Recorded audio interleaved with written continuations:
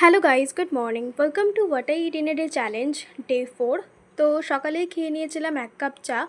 আর আমার প্রতিদিন ঘুম থেকে উঠতে এতটাই লেট হয়ে যাচ্ছে যে আমার চায়ের সাথে বিস্কিট খাওয়া হচ্ছে না। তো বোন এখানে পড়ছে, আমিও একটু পড়েছিলাম। অ্যান্ড দেন ওই 9টার দিকে করেছিলাম একটু ব্রেকফাস্টে করেছিলাম ম্যাগি। না, নর্মাল নয়, একটু পেঁয়াজ দিয়ে ভাজা করার চেষ্টা করেছিলাম, কিন্তু সেটা হয়নি, একটু গলা গলায় হয়ে গেছে।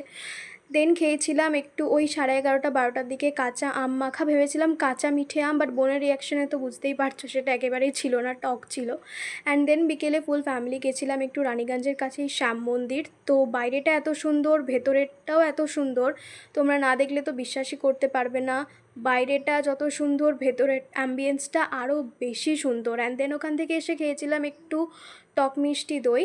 আর ওখানে খেয়েছিলাম পাপড়ি চাট, বাট ওটার আর ভিডিও করা হয়নি কারণ খেতে ব্যস্ত ছিলাম অবভিয়াসলি। অ্যান্ড দেন ওখান থেকে এনেছিলাম চিকেন বিরিয়ানি।